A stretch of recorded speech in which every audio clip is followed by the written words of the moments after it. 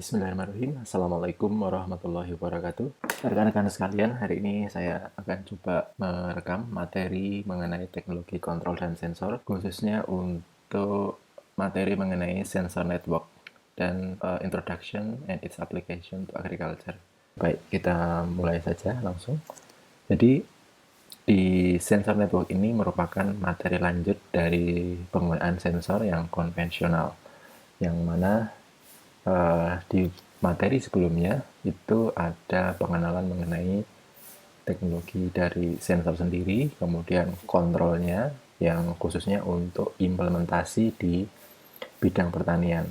Nah, ini tidak lanjut, yaitu di mana sensor-sensor itu terhubung satu dengan yang lain sehingga membangun sebuah sistem yang menjalankan fungsi tertentu. Untuk materinya sendiri, kira-kira beberapa hal yang ingin kita tanyakan di awal kepada rekan-rekan, di antaranya ini, yaitu apa itu sensor network atau jaringan sensor. Kemudian ada wireless sensor network, di mana ini ada kaitannya dengan transmisinya atau ke connectivity antara sensor satu dengan sensor yang lain. Kalau yang umumnya itu menggunakan kabel, kalau ini menggunakan nirkabel atau wireless. Kemudian nanti kita akan belajar juga tentang aplikasinya, yaitu aplikasi WSN atau Wireless Sensor Network di bidang pertanian. Nah, ini kira-kira pertanyaan yang akan kita jawab setelah Anda mengikuti perkuliahan ini. Ini ada sedikit video, coba kita lihat. Wireless Sensor Network. Toshiba's technology enables sensor networks to watch over people and society. Connecting together urban functions, a wireless sensor network allows nodes to communicate with and control one another. It can be used to monitor infrastructure such as bridges and tunnels. Power and network cables are unnecessary. Even places requiring long-term observation for detecting structural deterioration can be monitored simply by attaching a sensor. This maintenance-free system reliably collects sensor data across a wide area. Toshiba's technology will maximize social safety by connecting the increasingly Baik, ini complex adalah urban video functions of the mengenai future sensor with high network reliability yang dikembangkan oleh networks. Toshiba. Technology that Saya maximizes nggak tahu social apakah safety. suaranya akan masuk, tapi Wireless kalau sensor nanti nggak masuk networks. akan coba saya dubbingkan di The dalamnya. important factors in this technology are the formation of an autonomous mesh network and achievement of low power consumption. Nah, ini beberapa key teknologi. Without the use of special settings, each wireless sensor autonomously recognizes Dia mampu ambient conditions, adjusts mengirimkan the timing data of communications, and forms a communication network Hop to with hop. neighboring sensors. Jadi tidak perlu By lagi adapting to various conditions, the wireless sensor namanya, network gathers routing sensor data atau reliably jalur across a yang wide area fix, in a jalur bucket yang relay tetap. format. Namun dia apabila satu The jalur rusak, network also maka dia dapat minimizes standby power based on communication mengirimkan conditions, dengan so that wireless berbagai communication can be maintained skenario. for long periods using batteries alone. Enabling sensor networks to watch over people and society. Imagine the future. Create the future. Nah, ini kebetulan Toshiba ini concern di bidang ini ya, sensor network. Kemudian dia membuat sebuah teknologi atau produk yang mampu mendukung yaitu proses monitoring untuk infrastruktur dan juga untuk aplikasi di bidang lain. Nah, di Jepang sendiri pengalaman saya kemarin dia juga mengembangkan di bidang pertanian dan diuji cobakan ke universitas, bekerjasama dengan universitas untuk mengembangkan sensor network dalam bidang pertanian.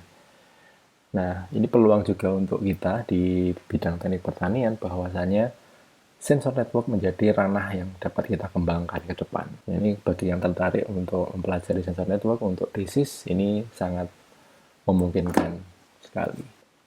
Nah, ini beberapa definisi di awal, yaitu apa itu sensor network. Jadi, sensor network is an infrastructure comprised of and sensing computing and communication element that gives an administrator the ability to instrument, observe, and react to event and phenomena in a specified environment. Jadi kata kunci yang ingin kita sampaikan di sini adalah kemampuan dari sebuah jaringan sensor untuk melakukan pengukuran atau sensing, merasakan, mengindra. Kemudian juga ada computing.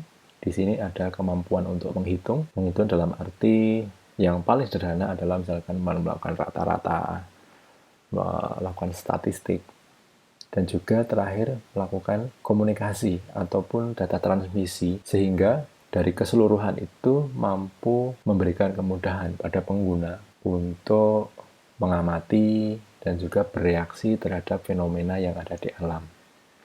Nah, ini adalah beberapa kata kunci atau keywords yang sekiranya mampu atau memudahkan kita dalam memahami apa itu sensor network. Yang saya garis tebal itu ada 3 kata kunci yang wajib ada, yaitu pertama adalah sensing, kemampuan untuk mengindra, computing, kemampuan untuk menghitung, menganalisis, merata-rata, statistik, dan terakhir melakukan komunikasi, yaitu data transmisi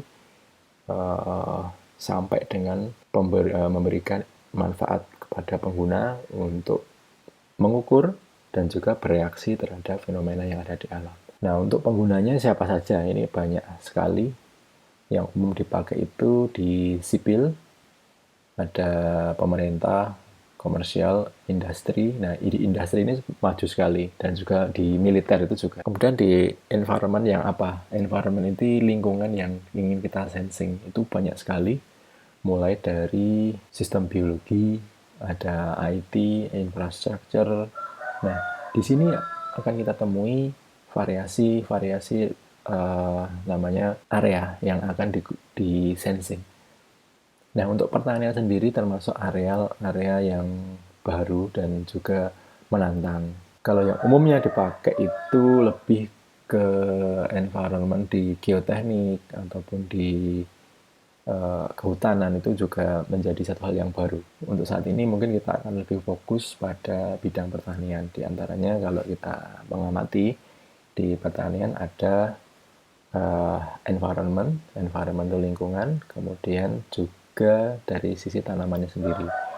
Nah, karena kita di biosystem, mengarah ke biosystem, jadi nanti ke hewan itu pun kita juga bisa lakukan pengamatan, tentunya dengan aspek rekayasa yang kita fokuskan dalam pengamatannya. Nah, ada 4 basic komponen yang ada dalam sensor network, yaitu disebutkan di sini. Yang pertama adalah assembly dari sensor yang terinstall secara lokal, atau dalam bahasa Inggris localized sensor. Jadi local sensor itu diinstal secara terdistribusi sehingga memudahkan kita dalam mengamati secara keseluruhan dalam suatu wilayah.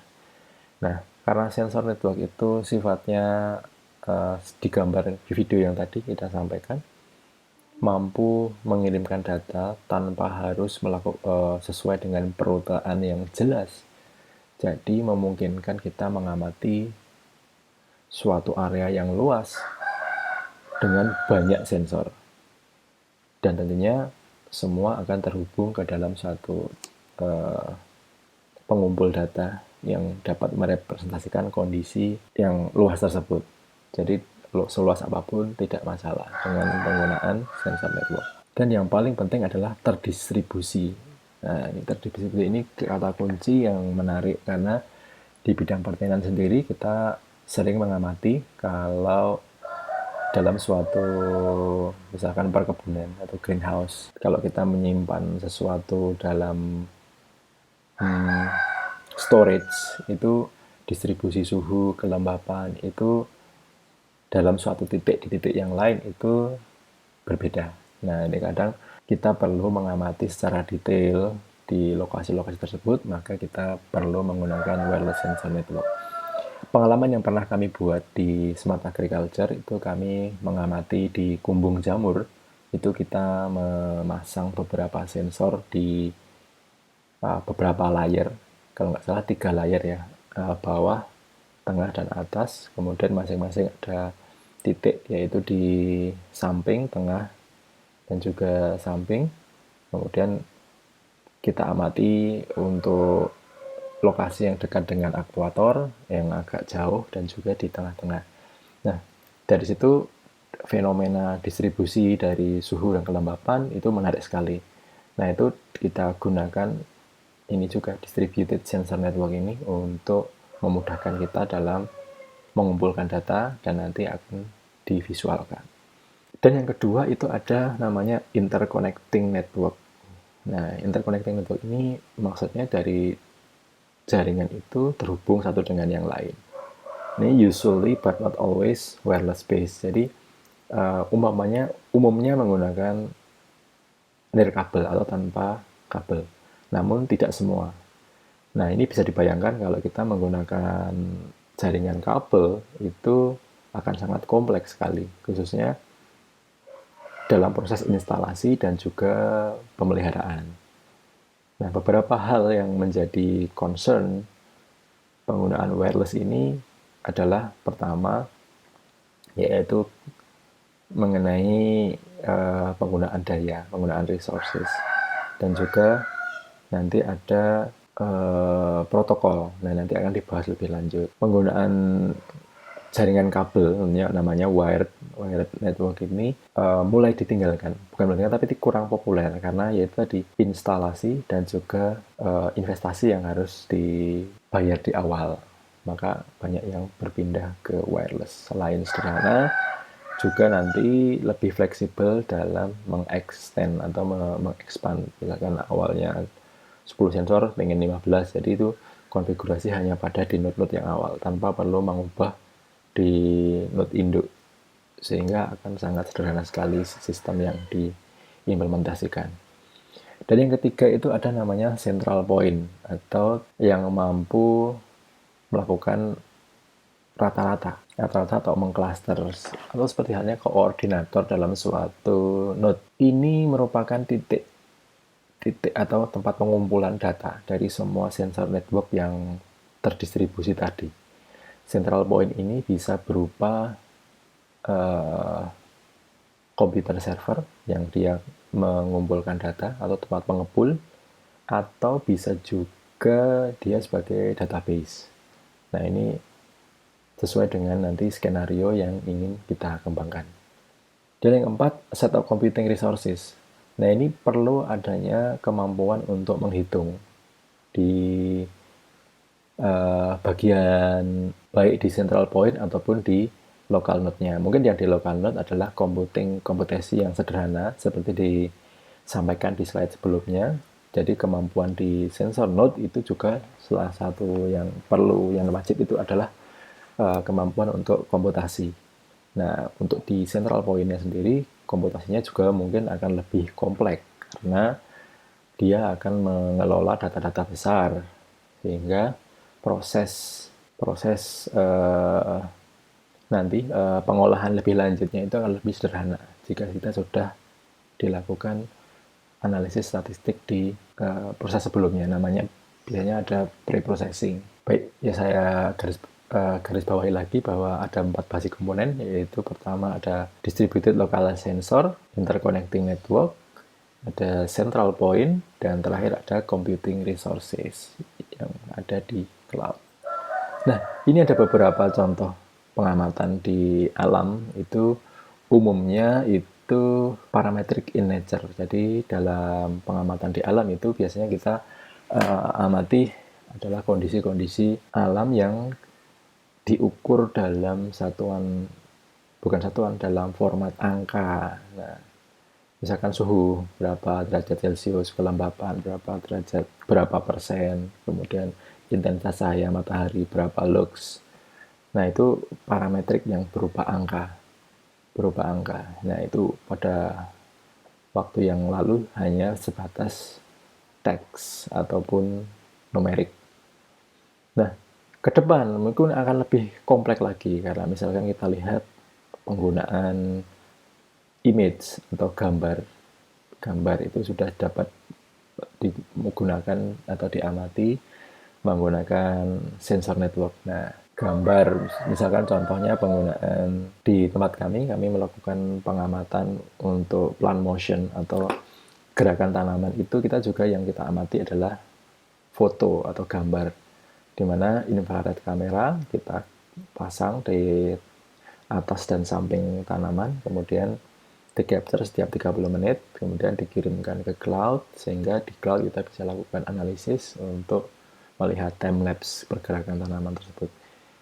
Nah, itu kompleksitas dari parametric nature itu mulai dari teks, kemudian ada image, ada juga yang lebih kompleks yaitu video, perekaman video.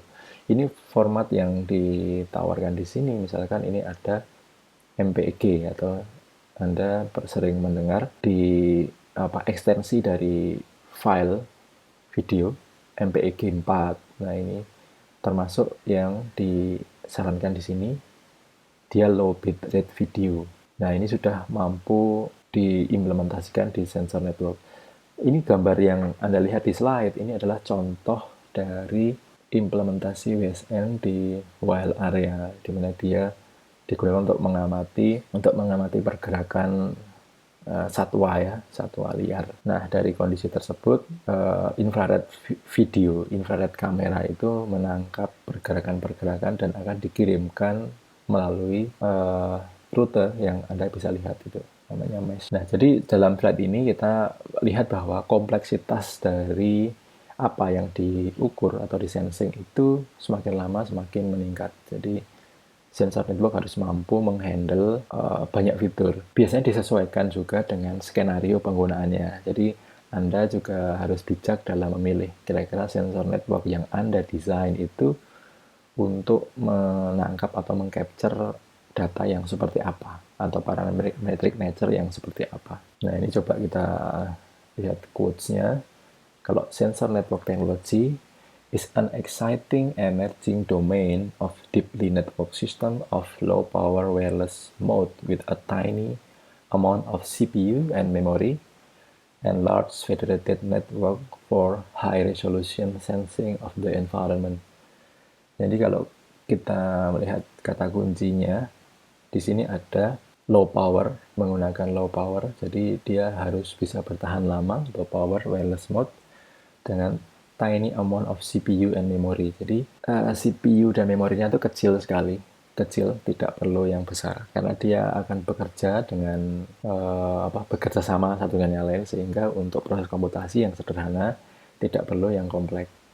Dan dia mampu mengcover large federated network, sehingga yang tadi saya sampaikan, dia dapat mendukung distribusi sensor, sehingga kita mampu mengextend luasan dari area yang diamati itu secara lebih mudah. Nah, sehingga masing-masing dari node itu akan berkomunikasi satu dengan yang lain, sehingga kita dapat mengcover semua areanya. Nah, kata kunci yang kita bisa garis bawahi di sini adalah adanya low power, tiny amount of CPU, sehingga bisa mengcover luas area yang luas. Yang ini kira-kira quotes dan juga definisi dari WSN dalam implementasinya. Nah, apa saja yang di-cover di sensor network ini? Sensor network ini mampu untuk sensing dan kontrol. Ini ada beberapa contoh implementasi dengan beberapa tipikal sensor yang menempel atau yang kita gunakan macam-macam. Di sini ada electric magnetic field sensor, misalkan radio wave frequency sensor, optical, electro-optic, infrared sensor, radar, lasers, location and navigation sensor, seismic pressure wave sensor, environmental parameter sensor. Nah, ini yang sering kita pakai adalah environmental parameter sensor, misalkan wind humidity, heat and biochemical national security sensor. Nah, ini beberapa aplikasi. Misalkan contoh yang kita pakai di bidang teknik pertanian itu environmental sensor. Dan juga kalau untuk di energi mesin pertanian itu kita bisa gunakan GPS, Global Positioning System, untuk tracking traktor. Dan juga kalau kita perlu gyroscope untuk melihat kemiringan dari traktor dan juga gerakan traktor atau kecepatannya.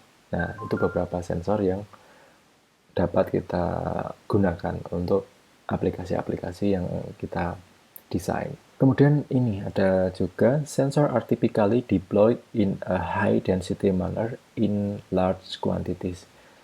Jadi tipikal yang umum dipakai itu WSN untuk area yang luas. A WSN consists of densely distributed node that support sensing, signal processing. Embedded computing and connectivity sensor are logically linked by self-organizing means. Nah, ini seperti yang saya jelaskan di slide sebelumnya, dia terdistribusi, terhubung satu dengan yang lain, memiliki satu tujuan yang sama, yaitu untuk pengamatan kondisi atau sesuai skenario, sesuai dengan tujuan dari penggunaan sensor network. Nah, sensor span several order of magnitude in physical measurement. Nah, dia sesuai dengan konsepnya, kita bisa pasang sensor tersebut di berbagai kondisi dengan berbagai, ini ada ukuran juga ya, ada variasi ukuran. Jadi di sensor network ada yang dari nanoskopik sampai dengan yang besar. Nah, itu tergantung dari nanti konsep penggunaannya. Nanti akan kita lihat seberapa ukuran dari perkembangan sensor node mulai dari awal sampai dengan di saat ini. Nah, beberapa key technology atau standar yang digunakan dalam sensor network adalah sebagai berikut. Nah, untuk sensor sendiri, beberapa key teknologinya diantaranya ada ini, ada intrinsic functionality, ada signal processing, compression, forward error correction, encryption, control, clustering and networking computation, self-assembly.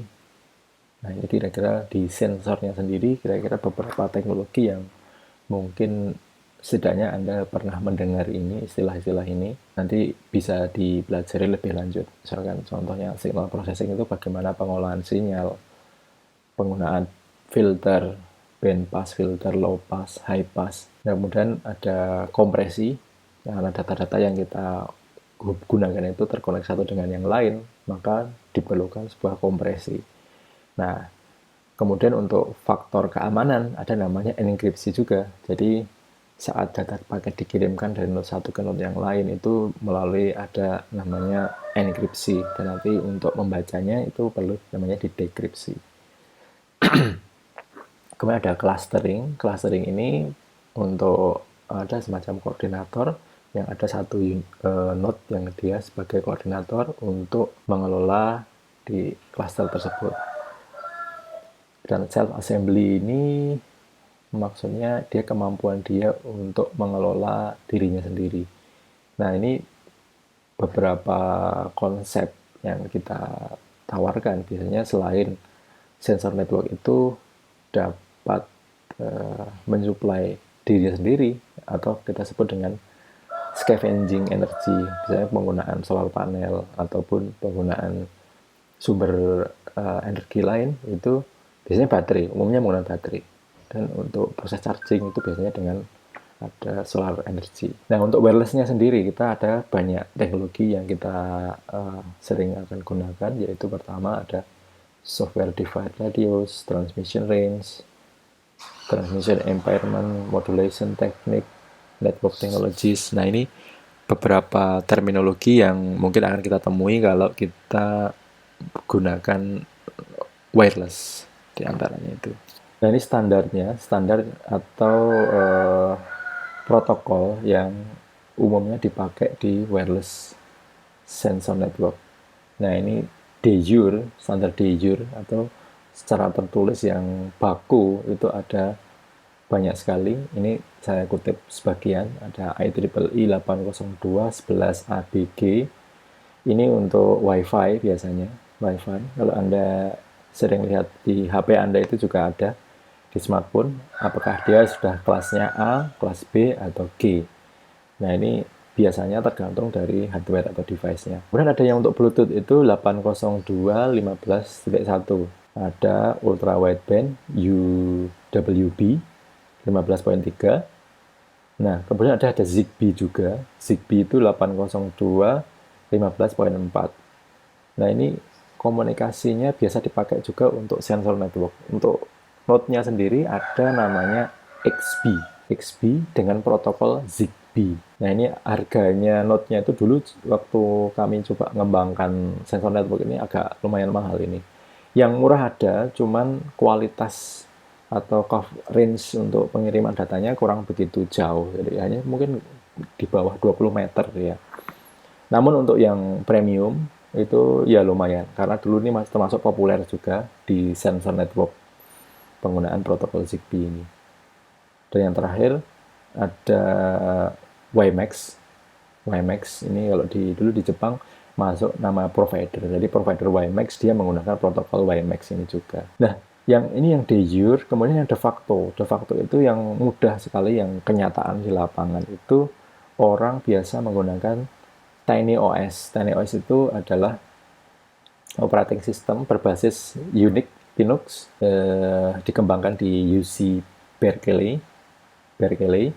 Ini adalah open source platform yang biasa digunakan untuk sistem yang akan diinstal, operating system yang diinstal di node komputer yang kecil, yang sebagai tadi node tadi. Kemudian ada TinyDB. TinyDB itu database yang kecil yang diinstal di TinyOS yang membantu dalam proses tadi penyimpanan data, entah komputasi di lokal, kemudian nanti ada penyimpanan. Nah, ini de jure sama de facto ini akan kita temui di lapangan.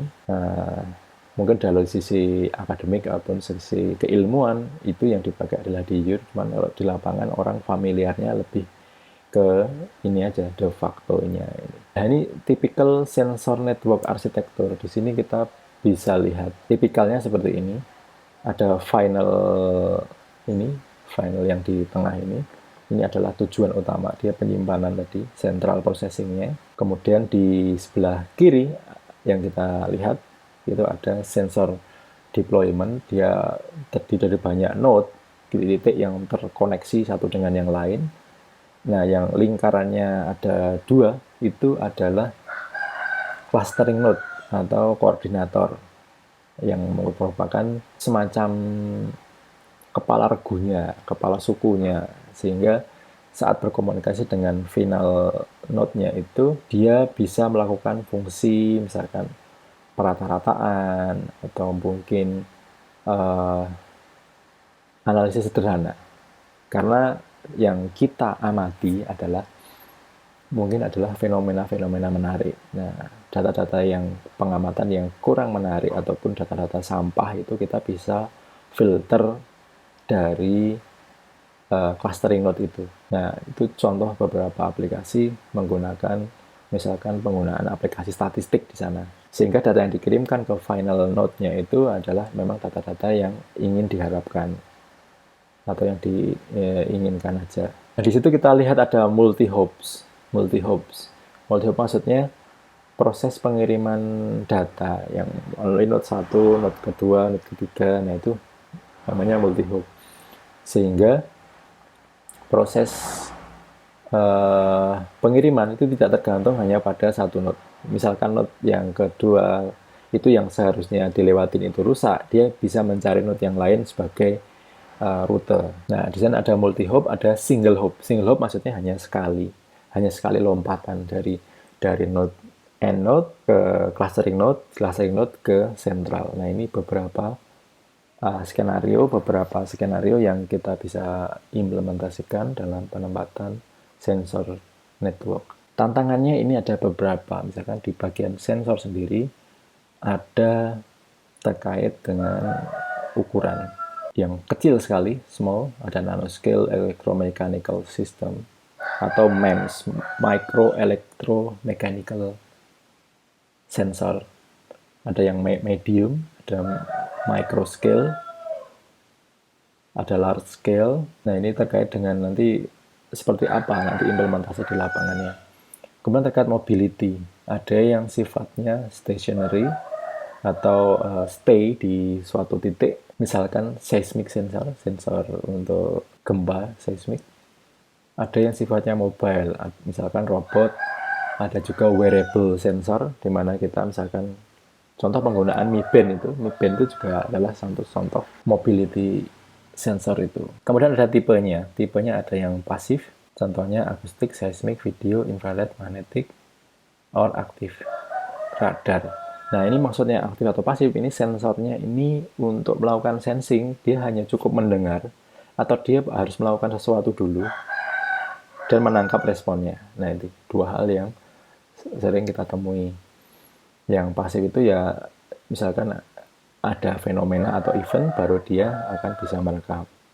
Nah, kalau yang aktif ini, dia perlu melakukan suatu aksi dulu, dan reaksinya lah yang ditangkap, kemudian dikirimkan ke komputasi. Nah, ini ada operating environment, ini ada monitoring environment, number of site, spatial coverage, deployment, environment nature, composition, energy availability. Nah, di operating environment ini sangat banyak sekali tantangannya. Biasanya ini tergantung dari nanti implementasinya di lapangan. Dan juga untuk communication-nya ada sendiri.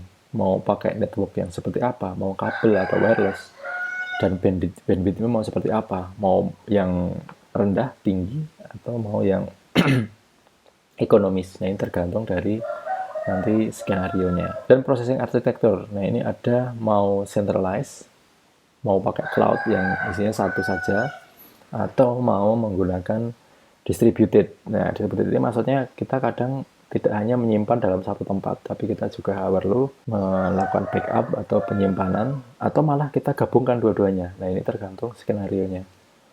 Nah, beberapa tadi saya singgung mengenai skenario. Skenario itu merupakan bagaimana strategi kita dalam mengimplementasikan wireless sensor network atau sensor network ini. Jadi di sensor network itu tidak ada yang namanya killer technology, itu tidak ada yang teknologi yang mampu untuk menangani semua masalah. Namun yang ada adalah skenario yang sesuai dengan penyelesaian permasalahan yang dihadapi. Nah, itu penting sekali. Nah, mungkin teman-teman di sini sudah ada ide kira-kira nanti penggunaannya seperti apa, silahkan tuliskan di komentar. Kira-kira mau membuat aplikasi seperti apa dan skenario-nya seperti apa. Nah, ini merupakan sebenarnya untuk penugasan, nanti kita akan coba membuat skenario untuk permasalahan yang Anda hadapi. Nah, ini beberapa requirement atau characteristic features di sensor network. Beberapa keywords-nya diantaranya ini, densely deployed, jadi dia harus padat dalam implementasinya. Kemudian sensor nodes are prone to failures, jadi harus mampu untuk menangani misalkan kegagalan, kondisi-kondisi yang tidak sesuai dengan harapan. Topology of a sensor network change very frequently. Nah, ini tadi tidak ada perutaan yang fix, tapi dia mampu untuk mengirimkan dari satu titik ke titik yang lain tanpa harus melalui rute yang ditentukan di awal. Jadi memang dia disarankan untuk fleksibel. Nah, sensor network ini mempunyai keterbatasan power, sehingga proses komputasi dan penggunaan memori diharapkan seminimum mungkin. Nah, biasanya dia tidak punya may not have global identification because of the large amount. Jadi biasanya sensor network umumnya itu dia tidak punya ID. Namun proses perekaman data itu berdasarkan lokasi, dan lokasi itu biasanya punya identitasnya itu biasanya dari si cluster node-nya, sehingga kita bisa tahu ini dari mana sih lokasinya pengamatan. Nah, walaupun begitu masih juga memungkinkan kalau kita mau mengalamati node itu masing-masing mempunyai ID. Khususnya kalau misalkan kita gunakan untuk misalkan dalam satu sensor node itu kita pasang GPS, sehingga kita bisa tahu node ini node nomor berapa, ID-nya berapa, lokasinya di mana, itu kita bisa juga menggunakan. Kemudian apa saja komponen-komponen yang ada di sana?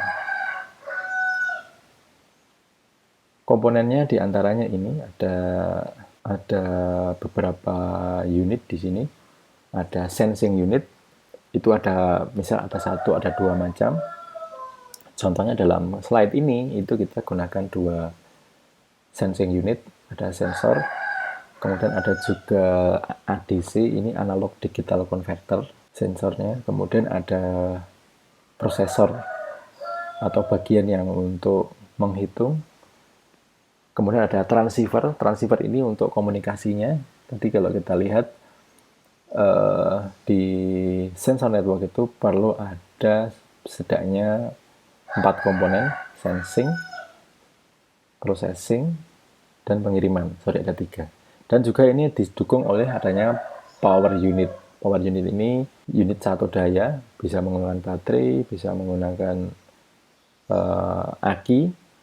Nah, ini ada modul tambahan di bawah, itu ada location finding system, misalkan ada GPS juga. Nah, ini dari sisi pengisian daya kembali, ada namanya power generator, mau menggunakan solar panel ataupun alat lain yang mampu untuk mengenerate power. Nah, setelah proses processing ini kita juga bisa pasang namanya mobilizer atau aktuator untuk bereaksi terhadap kondisi lingkungan yang sudah kita amati.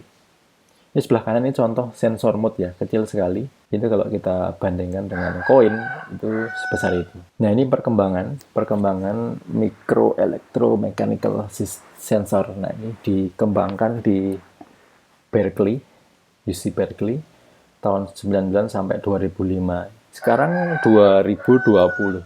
Bisa dilihat, dibayangkan berapa kecil sekarang sensornya. 99 itu ada WC, 2001 ada DOT, spek, ada MEMS atau NEMS. Nah, sekarang mungkin akan kecil lagi. Mungkin ke depannya mungkin ukuran lebih kecil dan juga harganya mungkin juga akan lebih murah. Nah, ini hardware komponen yang dapat kita amati. Tadi saya sampaikan. Yang pertama ini adalah bagian power management, dan juga lokasi. Kemudian yang kedua itu CPU, Central Processing Unit. Ketiga itu bagian sensing, tadi saya sampaikan. Keempat itu bagian komunikasinya. Bagian komunikasi ini bisa berupa transceiver dengan tambahan antena untuk memperkuat sinyal komunikasi satu dengan yang lain. Nah, untuk softwarenya di sini ada 4 komponen. Kemudian softwarenya itu melekat pada operating system dengan prosesor. Ini juga perlu namanya software operating system di sisi awal ini. Kemudian yang kedua itu library. Bagaimana si sensor ini berkomunikasi dengan driver dan juga diakses oleh operating system. Ini sama halnya seperti Anda saat menginstal printer baru. Saat Anda install printer, itu pasti Anda butuh driver, library atau driver yang meyakinkan bahwa si operating system ini mengenali device yang baru. Kemudian yang ketiga itu bagaimana software yang digunakan untuk transmisi datanya. Misalkan proses penggunaan LoRa, itu juga perlu namanya library. Library itu software yang disediakan oleh vendor yang membuat suatu hardware yang dibundling untuk memudahkan pengguna dalam melakukan instalasi atau penggunaan. Nah, ini ada lagi ini aplikasinya, communication topology ini bagaimana nanti si sensor network itu berkomunikasi satu dengan yang lain. Itu kita juga program di software ini, di modulnya. Jadi banyak sekali yang bisa kita install. Ini penggunaannya operating system ya. Operating system tadi seperti Tiny operating system. Dan yang terakhir itu mini application. Mini application ini kira-kira seperti apa nanti penggunaannya? Itu nanti di code di bagian ini, di bagian mini application ini. Nah, ini beberapa design constraint of requirement of WSN atau sensor network. Pertama adalah power consumption, communication, computation, dan uncertainty in the measured parameter. Nah, ini beberapa tantangan kalau misalkan Anda akan menerapkan wireless sensor network ini dalam bidang untuk menangani permasalahan yang Anda temui di lapangan. Nah, di wireless sensor network sendiri kita temui ada 2 macam, khususnya untuk komersial wireless sensor network. Ada kategori 1 dan kategori 2. Jadi kategori 1 WSN itu, ini karakteristiknya ini, almost invariably mesh-based system. Jadi dia berbasis mesh. Mesh itu yang titik-titik tadi yang dia berkomunikasi satu dengan yang lain, dengan multi-hop radio connectivity among or between wireless sensor network. Jadi kemampuan untuk berkomunikasi satu node dengan node yang lain. Nah, ini biasanya diimplementasikan di military. Dan kategori 2 itu adalah point to point atau point to point or multi point to point. Ini star base. Nah, ini yang tipe 2, kategori 2. Biasanya single hop. Jadi ada tipe star, satu titik yang dia berkomunikasi satu dengan yang lain.